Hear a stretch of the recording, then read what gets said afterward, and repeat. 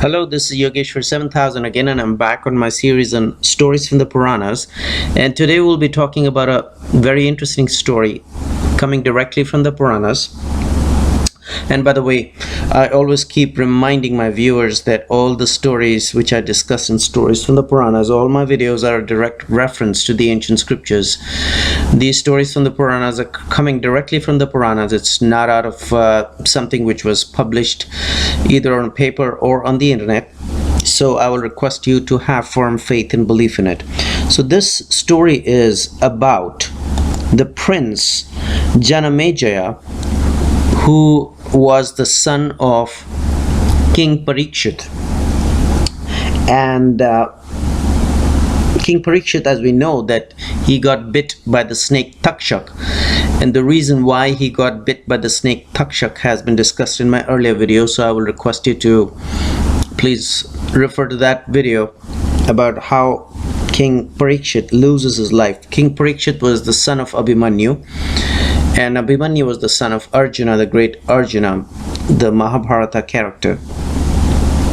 And this story is about King Parikshit, who was bit by the great snake Takshak's son, Janamejaya. So when King Parikshit was bit by the snake Takshak, his son was a mere boy. Janamejaya was a mere boy, and all the funeral ceremonies were performed by the ministers. So they burned the king on the banks of the Ganges. They burned King Parikshit on the banks of the Ganges, and they did not utter any mantra because his death was due to the snake bite. And then they placed the king and put the body in the funeral pyre and burnt it with sandalwood.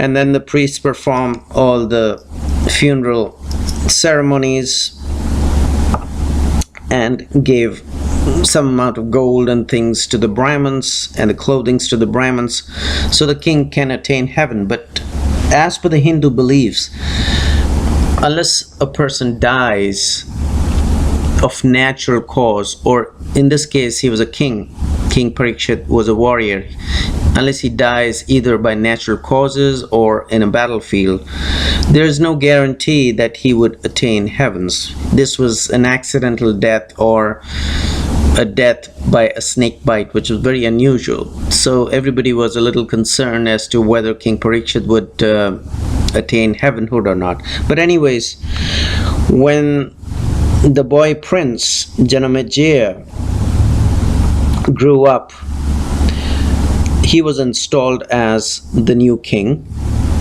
and he was given instructions about what duties he should be performed. As a matter of fact, he was crowned as soon as King Parikshit died, but he was growing up. He was about 11 years of age at that time. But then he gradually grew up, and with the help of his ministers, he could govern his kingdom. When Janamejaya was a little older, the family priest initiated him with the Gayatri mantra. That was the tradition, that was the Hindu tradition of that time. And then Kripacharya was the Acharya or the Guru, who was actually the Guru of the Pandavas and the Kauravas as well. And he taught the prince Janamejaya with the science of the bow and the arrow, how to shoot arrows. Just like Dronacharya had taught Arjuna, his grandfather's father. And it would be surprising to know that Kripacharya was still alive, although he was a Mahabharata character. So this was like 3 generations later.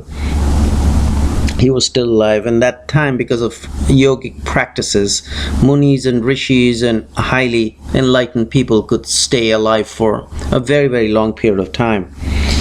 So Janamejaya learnt all the sciences of warfare by Kripacharya, and he became extremely powerful to his enemies because he got skilled in the science of archery.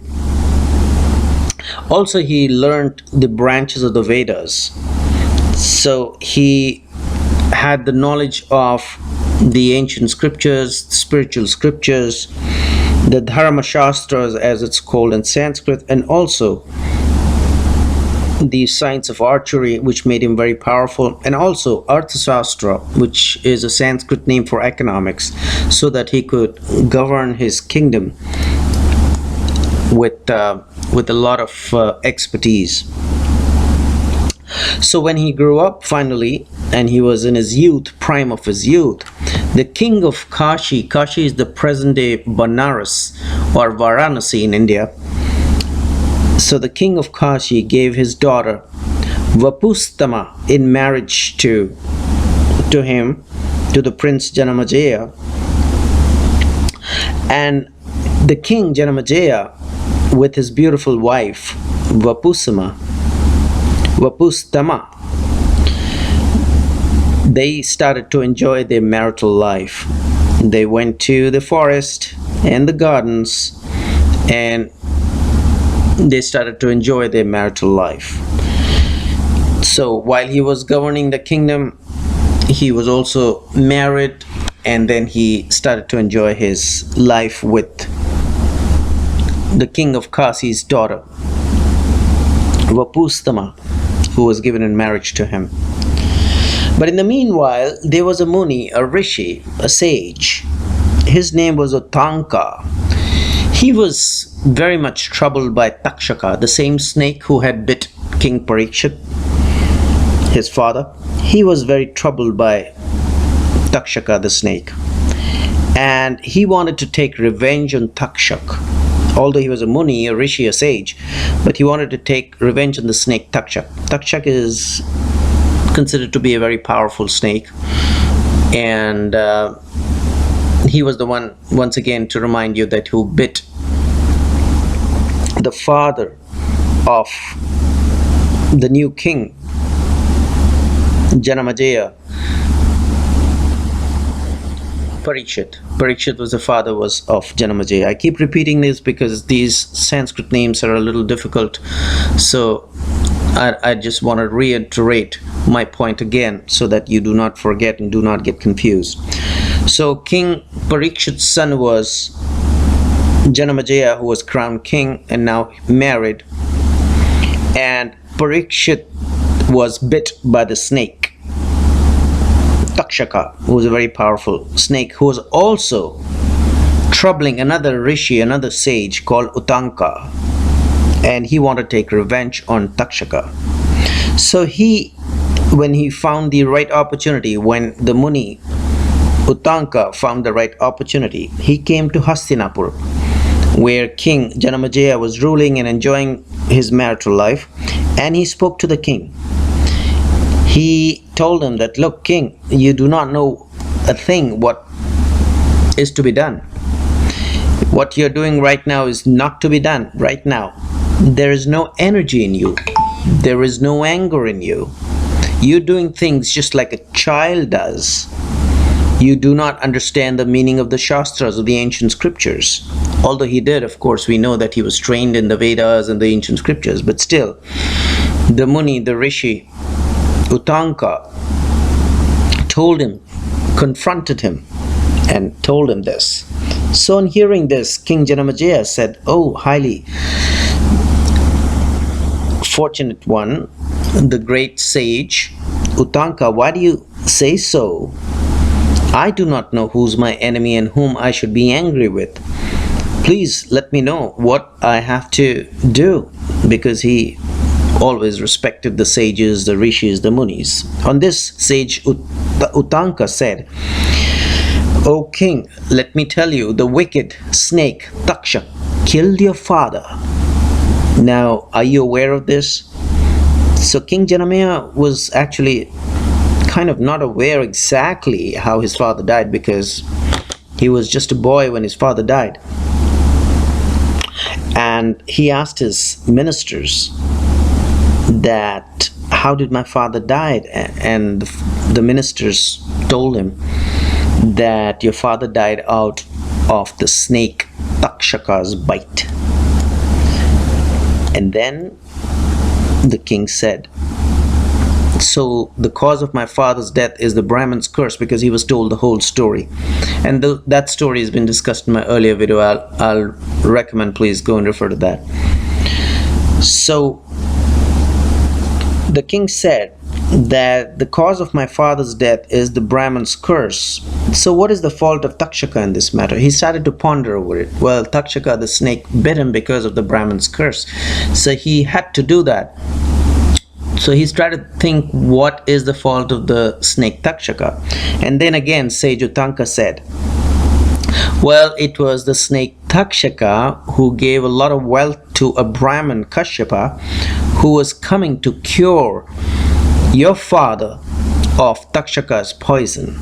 And he kind of had the Brahman Kashyapa go back because of his greed for gold. He gave him a lot of gold and a lot of wealth, and that's the reason why your father could not be saved, because that Brahman Kashyapa had some kind of a magic potion to cure your father Parikshit of Takshaka's poison. So that's the reason why he reasoned, Utanka reasoned with the king. That is the reason why you should consider snake Takshaka as your enemy. And on this, the king understood. He sadly wept.